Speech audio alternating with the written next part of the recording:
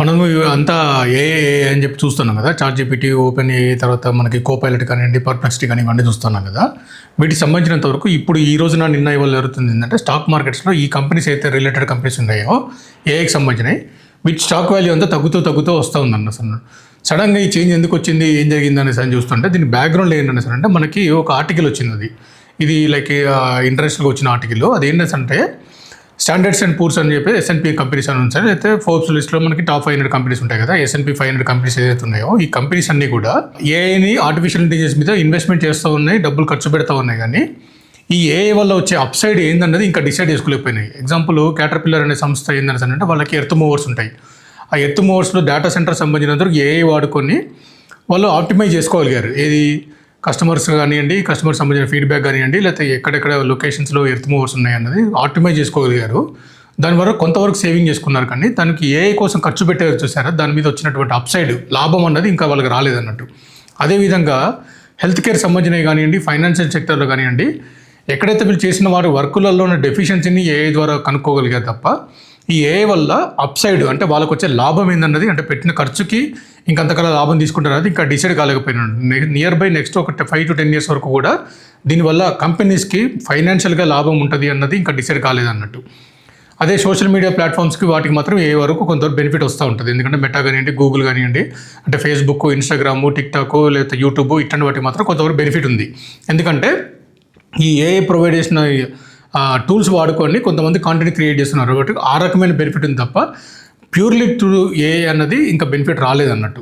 So దీనివల్ల ఏమవుతుంది అంటే ఇన్వెస్ట్మెంట్ ఇంకా పెట్టాలా లేదా ఏఐ మీద అన్నది ఒక క్వశ్చన్ వచ్చింది. తర్వాత ఏఐ వల్ల ఇప్పుడు మనకు హాఫ్ నాలెడ్జే తయారయ్యి ఉంటే ఆ హాఫ్ నాలెడ్జ్ లేకపోతే హాఫ్ ఇన్ఫర్మేషన్తోనే ఉండేది ఉంటే ఆ ఇన్ఫర్మేషన్ కనుక సొసైటీలోకి వస్తే సొసైటీ దానివల్ల నెగిటివ్ అవుతుందా పాజిటివ్ అవుతుందా అనేది ఒక ఎథికల్ డైలమాలో ఉంది. ఎందుకంటే చాలామంది ఇప్పుడు ఏం చేస్తున్నారు అంటే మెడికల్ సంబంధించిన డేటా ఉంటుంది కదా, ఎక్స్రేస్ కానివ్వండి, ఎంఆర్ఐస్ కానివ్వండి, లేకపోతే మెడికల్ రిపోర్ట్స్ కానివ్వండి, డాక్టర్ ఒక ప్రిస్క్రైబ్ చేస్తే దాన్ని వీళ్ళు ఏం చేస్తున్నారు, ఏఐలో అప్లోడ్ చేసుకొని ఒక క్వశ్చన్ చేసి అడుగుతున్నారు అన్నట్టు. అంటే ఏంది దీని డయాగ్నోసిస్ కరెక్టా కదని చెప్పి డాక్టరు అవుట్ ఆఫ్ ఎక్స్పీరియన్స్ చాలా సంవత్సరాలు పేషెంట్ చూసి వాళ్ళకున్న అవగాహన, నాలెడ్జ్, ఎక్స్పీరియన్స్ వీటన్నిటి రంగరించుకొని వాళ్ళు ఒక డయాగ్నోసిస్ ట్రీట్మెంట్ పెడతారు. వీళ్ళు ఏం చేస్తున్నారు, ఈ పేపర్ డాక్టర్ రాసిచ్చిన పేపర్ని అప్లోడ్ చేసేసుకొని ఇది ట్రీట్మెంటా అని అడుగుతున్నారు. అప్పుడు ఏమవుతుంది, ఏం చేస్తుంది అంటే అది రకరకాల ఆప్షన్స్ ఇస్తుంది, 4-5 రకాల ట్రీట్మెంట్లు. ఇప్పుడు మనం ఏం చేస్తున్నాము, యాజ్ ఏ పేషెంట్గా డాక్టర్ని ట్రస్ట్ చేయకుండా ఏఐని ట్రస్ట్ చేసేసి నువ్వు నాకు ఈ ట్రీట్మెంట్ ఎందుకు ఇవ్వలేదు అని చెప్పి డాక్టర్ని క్వశ్చన్ చేస్తున్నావు. సో ఈ ప్రతి పేషెంట్, ప్రతి ఇండివిజువల్ బ్లడ్ పారామీటర్స్, మీరు తీసుకున్న బ్లడ్ టైమింగ్స్తో సహా అవన్నీ మారుతూ ఉంటాయి. డాక్టర్ ఏం చేస్తారంటే ఫిజికల్గా మన సిచ్యువేషన్ని చూసుకొని వాళ్ళు మొత్తం అంతా ఊహించుకొని దాని పరిస్థితి అంతా అర్థం చేసుకొని దానికి సంబంధించిన వాళ్ళ సబ్జెక్టు, వాళ్ళ నాలెడ్జ్, ప్రీవియస్ కండిషన్స్ వాళ్ళు ట్రీట్ చేసుకున్నాయి, ప్రీవియస్ పేషెంట్స్ ఎక్స్పీరియన్సెస్ ఇవన్నీ ఉంటాయి కాబట్టి వాళ్ళు చేసుకుంటారు. కానీ ఆర్టిఫిషియల్ ఇంటెలిజెన్స్ ఏం జరుగుతుంది, కేవలం మనం అప్లోడ్ చేసిన ఇమేజెస్ తీసుకొని అది ఏం చేస్తుందో ఒక రిజల్ట్ ఇస్తూ ఉంటుంది. సో ఇక్కడ ఏమవుతుందంటే హెల్త్ కేర్లో మనకి ఇది ఇంపార్టెంటా కాదా అన్నది ఒక డైలమాకి వచ్చింది అన్నట్టు. సేమ్ వే వేరే సిస్టమ్స్లో కూడా ఈ సొసైటల్ డైలమాస్ వస్తూ ఉంటాయి. కొంతమంది ఇది ఏం కాంట్రవర్సీ జరిగింది అన్నట్టు. మొన్న ఈ మధ్యన ఒక అమ్మాయి ఏం చేసింది, ఫారిన్ కంట్రీలో అంటే వేరే యూఎస్లో ఏం చేసింది అంటే క్వశ్చన్ చేస్తూ డిప్రెషన్లోకి వెళ్ళిపోయి తన డిప్రెషన్ గురించి డిస్కస్ చేసుకుంటూ వెళ్ళిపోయి అది ఏం చేసిందంటే సూసైడ్ సంబంధించిన క్వశ్చన్స్ అని అడుగుతుంటే ఈ చాట్‌జీపీటీ ఏం చేసింది అంటే ఆన్సర్లను ఇచ్చుకుంటూ వెళ్ళిపోయింది అన్నట్టు.